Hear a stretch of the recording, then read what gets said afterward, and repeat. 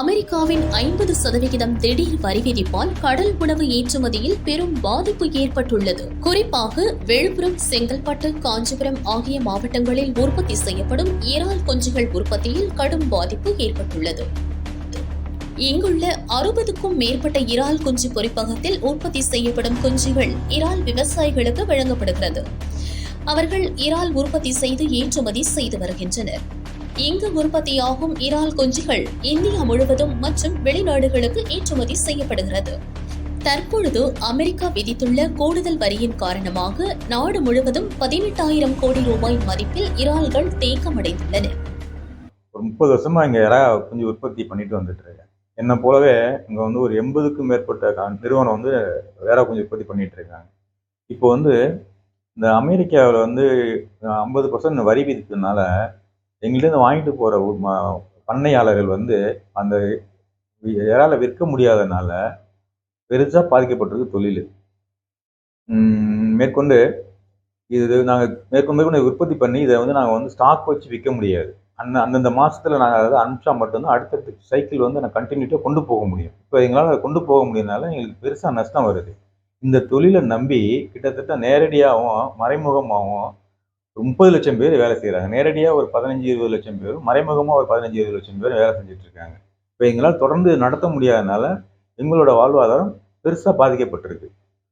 மேற்கொண்டு இதில் அரசாங்கம் இதை எங்களுக்கு உள்ளூர் சந்தையை பலப்படுத்தி கொடுத்து தேசிய முட்டை ஒருங்கிணைப்பு உற்பத்தியாளர் சங்கம் உற்பத்தி பண்ணுற அவங்க விளம்பர தூதர் நியமித்து அதை அவங்க ப்ரொமோட் பண்ண மாதிரி இதை தமிழ்நாட்டிலையும் இந்தியா முழுவதும் ப்ரொமோட் பண்ணாங்கன்னா இதை நம்ம அமெரிக்காவை நம்பி மற்ற வெளிநாடு நம்பி தொழில் பண்ண வேண்டிய அவசியம் நமக்கு இருக்காது. நம்ம இங்கேயே நம்மளுடைய மக்கள் தொகைக்கு இது நம்ம பண்ணிட்டு இருக்க உற்பத்தி இதுவே பத்தாது. நம்ம பண்ணிட்டு இருக்கிறது இதை சரி பண்ணாலே நம்ம இந்த தொழிலை மீட்டெடுத்து கொண்டு வந்துடலாம். இப்போ இந்த டேரிஃப் போட்ட இந்த 50% டேரிஃப்னால இப்போ இந்த தற்காலிகமாக ஏற்பட்டிருக்க பாதிப்பு மட்டுமே கிட்டத்தட்ட 18,000 கோடிக்கு மேலே தேக்கம் அடைஞ்சிருக்குது. இதை நம்ம உடனடியாக நம்ம இதில் சரி பண்ணலை அப்படின்னா இந்த 18,000 கோடியும் நம்மளால ஸ்டாக் வைக்க முடியாதுதான் மிகப்பெரிய சிக்கலே. இதனால தொடர்ந்து அடுத்தடுத்த சைக்கிள் நிப்பாட்டவும் முடியாது. நிப்பாட்டினால் இன்னும் எங்களே பணிபுரிஞ்சிருக்க தொழிலாளர் விட்டு போனாங்கன்னா திரும்பி அவங்க ஒருங்கிணைச்சு கொண்டு வரதும் கஷ்டம். திரும்பி வர்றதும் அவங்க வேறு தேடி போயிட்டாலும் எங்களை திரும்பி தொழிலை தொடர்ச்சியாக கொண்டு போக முடியாது, நல்லபடி செய்யவும் முடியாத சூழ்நிலை மிகப்பெரிய துயரத்தில் இருக்கும். வருஷத்துக்கு இது கிட்டத்தட்ட 60,000 கோடிக்கு மேலே இந்த தொழில் நம்பி அந்நிய செலவாணி இந்தியாவுக்கு கிடைக்குது. 1000 கோடின்றது இந்த மாசம் இந்த ஏரியா மட்டும், அதாவது தமிழ்நாட்டில் மரக்கான ஏரியாவில் மட்டும் 1000 கோடி பாதிப்பு. இது இந்தியா முழுவதும் பார்த்தா கிட்டத்தட்ட 18,000 கோடிக்கு மேலே இருக்கு.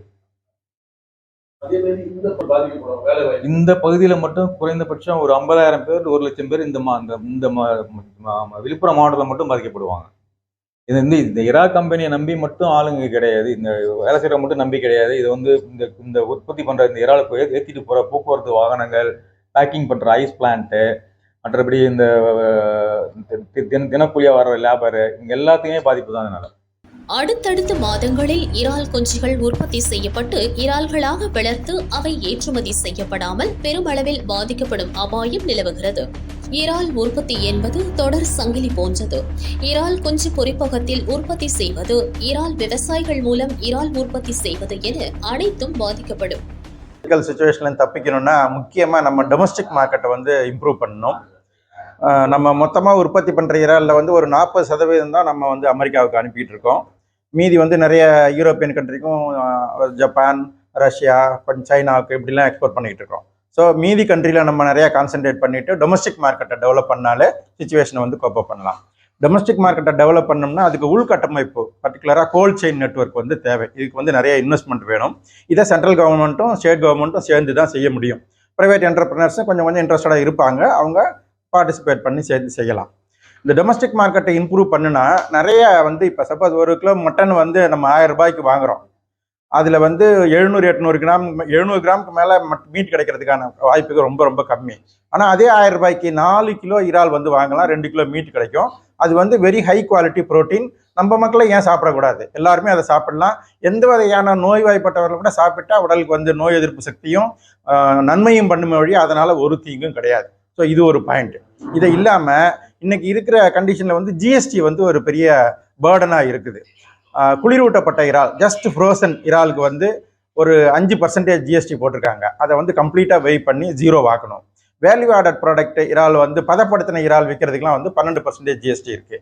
அதை வந்து 5% குறைச்சாவும் பெரிய ரிலீஃப் கிடைக்கும். இது இல்லாமல் இன்னைக்கு பண்ணையாளர்களை வந்து இதுக்காக பயந்து கம்ப்ளீட்டாக நம்ம நிறுத்த வேண்டாம். பாதிப்பு இருக்கும், இது எவ்வளோ நாளைக்குன்னு தெரியாது. இப்போ சிச்சுவேஷனை நம்ம கோப்பை பண்ணோம்னா ஒரு 10 பாண்டு ஸ்டாக் பண்ணுறவங்க ஒரு 3 பாண்டு ஸ்டாக் பண்ணி 10-15 கிராமுக்குள்ளார பிடிச்சி லோக்கலில் அப்பப்போ கொஞ்சம் கொஞ்சமாக விற்றுக்கிட்டே இருந்தோம்னா லோக்கல் மார்க்கெட்டில் டொமஸ்டிக் மார்க்கெட் ஸ்லோவாக டெவலப் ஆகும். ஃபார்மரும் வந்து சேஃப்டியாக இருப்பாங்க. எக்ஸ்போர்ட்டுக்குன்னு இறால் வளர்க்க தேவையில்லை. அப்படி ஒரு சுச்சுவேஷன் வந்ததுன்னா ஆட்டோமேட்டிக்காக அவங்க வருவாங்க. நமக்கு ஒரு 1 or 2 months வந்து சுச்சுவேஷன் மாறலாம். இதோட கரண்ட் சப்சிடி ரொம்ப ரொம்ப இம்பார்ட்டண்டான விஷயம். இப்போ பர்டிகுலராக வந்து ஒரிசாவில், ஆந்திராவில் வந்து சப்சிடி கொடுக்குறாங்களா. ஒரிசாவுக்கு 1 ரூபாவும் ஆந்திராவுக்கு வந்து 1.5 ரூபாவும் கரண்ட் சப்சிடி கொடுக்குறாங்க. ஆனால் நம்ம தமிழ்நாட்டில் அந்த சப்சிடி இல்லை. இன்னைக்கு இருக்கிற எக்ஸிஸ்டிங் ப்ரைஸில் ஒரு 50% சப்சிடி கொடுத்தாலே அது ஒரு பெரிய ரிலீஃபாக இருக்கும். இப்போ என்ன நடக்குதுன்னா 7 ரூபா மாதிரி ஒரு யூனிட்டுக்கு காஸ்ட் இருந்ததுன்னா அதோட சர்சார்ஜ், பவர் ஃபேக்டர் எல்லாம் சேர்த்து ஒரு 10 ரூபா கிட்டத்தட்ட வந்துருது. அது ஒரு பெரிய பர்டன். ஃபார் எக்ஸாம்பிள் இப்போ இந்த ஹேச்சரில் வந்து ஒரு 2-3 வருஷத்துக்கு முன்னாடிலாம் வந்து 50,000 கட்டின பில்லு வந்து இன்னைக்கு வந்து 2.5 லட்சம் ரூபாய்க்கு கட்டிக்கிட்டு இருக்காங்க. அந்த அளவுக்கு வந்து அது எஸ்கலேட் ஆயிடுச்சு. ஸோ இதில் வந்து கவர்மெண்ட் முக்கியமாக ஆக்ஷன் எடுத்து சப்சிடி கொடுத்தாங்கன்னா அது பெரிய ரிலீஃபாக இருக்கும். Subsidy 1, GST part 1, domestic market develop பண்ணுறது, இது வந்து முக்கியமாக நம்ம கவர்மெண்ட் சைட்லேருந்து நமக்கு செய்யணும். ஃபார்மர் சைட்லேருந்து ப்ரொடக்ஷனை வந்து குறைச்சி சின்னதாக வளர்த்து லோக்கலில் விற்றுக்கிட்டு ஒரு 2-3 months நம்ம செட் பண்ணால் இன்னும் மார்க்கெட் எஸ்டாப்ளிஷ் ஆகிறப்ப எல்லாமே வந்து ஸ்டெபிலைஸ் ஆகிடும். இறால் தொழிலை அழிவின் விளிம்பில் இருந்து பாதுகாக்க இறால் உற்பத்தியாளர்களுக்கான ஆணையம் உருவாக்கி நுகர்வோரிடம் கொண்டு செல்ல வேண்டும். எனினும் வரி விதிப்பினை குறைப்பதுதான் நிரந்தர தீர்வாக அமையும் என இறால் உற்பத்தியாளர்கள் வலியுறுத்துகின்றனர்.